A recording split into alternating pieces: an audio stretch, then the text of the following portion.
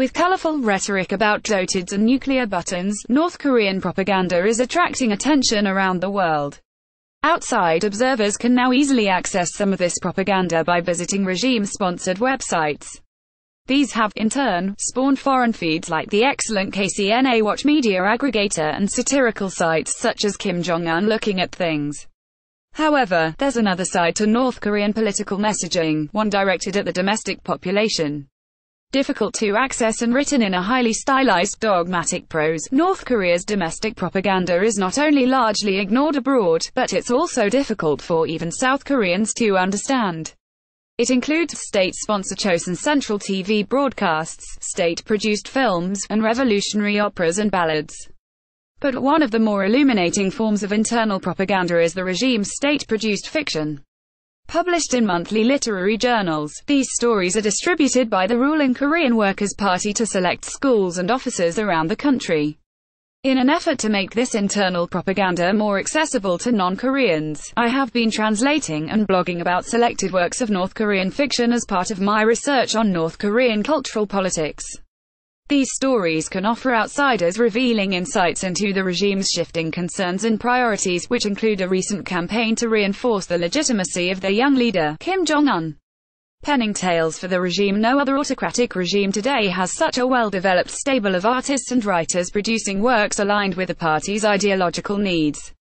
The ruling Korean Workers' Party has an extensive bureaucracy in charge of training talent, defining standards and commissioning projects in literature and other branches of the arts. Like most professionals within North Korea, fiction writers belong to their own organization within the ruling Korean Workers' Party, the Chosun Writers Union. The party, therefore, has direct control over what gets written about and which themes get emphasized. Works of fiction are published in one of a handful of monthly literary journals, the most prestigious of which is Korean Literature, produced by Chosun Literature and Art Union Publishing. Other journals include Children's Literature, Youth Literature and Literary Newspaper.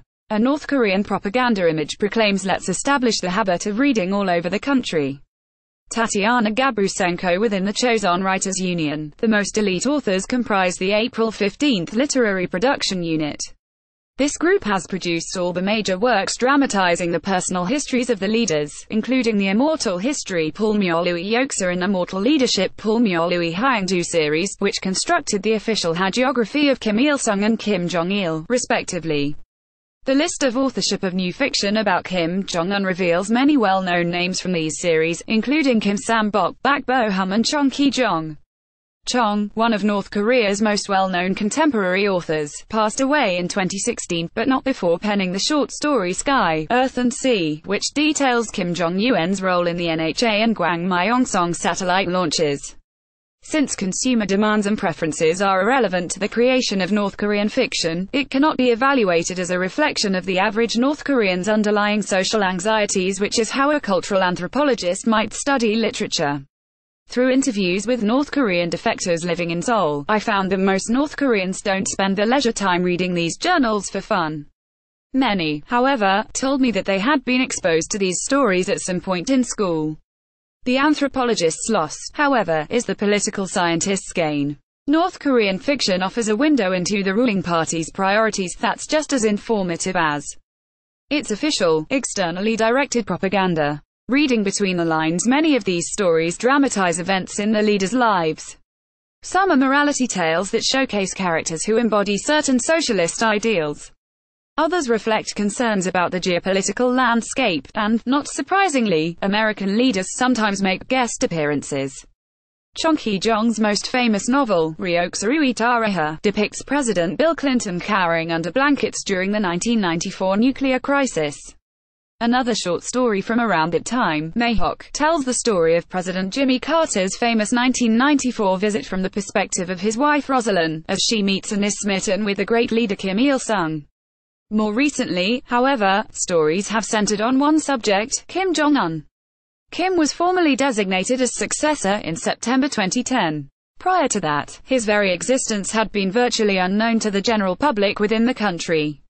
In a country where schoolchildren ritualistically memorize idealized accounts of the leader and his ancestors, it must have been mind-boggling to see a new leader on TV that they knew almost nothing about. The regime had to rush to put together a personal legend worthy of the grandson of the nation's founder. The first works of fiction to mention Kim by name appeared in early 2013, over a year after he succeeded his late father as leader. In these stories, there's a marked thematic shift, with an emphasis on youth, creativity and innovation.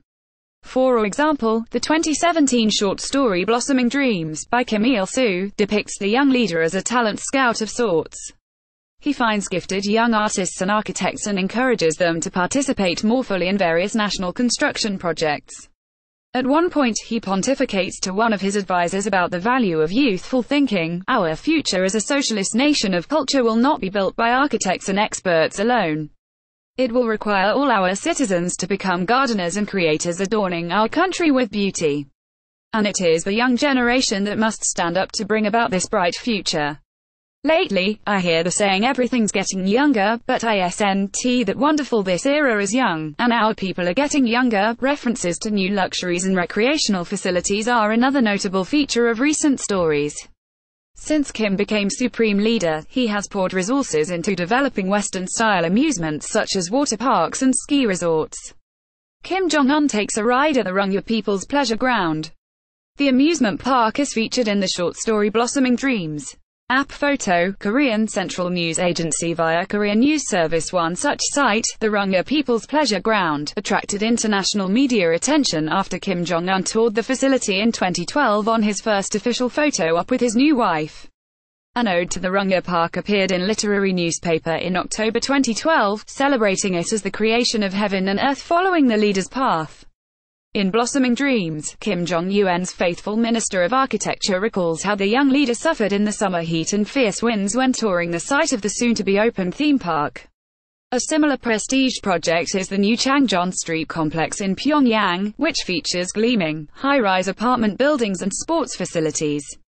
In Teacher, a short story published in 2013, a family of schoolteachers is thrilled to receive notice that they have been given a spacious new apartment in the Changjon complex. The family is surprised to learn they made the list. It's well known that the first apartments were supposed to go to workers and innovators. Later, it becomes clear that Kim Jong-un personally directed that some apartments be set aside for educators as well, as part of a general priority for cultivating the next generation. North Korean fiction, of course, shouldn't be interpreted as a realistic depiction of actual conditions within the country. But by reading between the lines, one may discern clues to the regime's internal concerns, along with the messages it is most eager to convey to its captive domestic audience.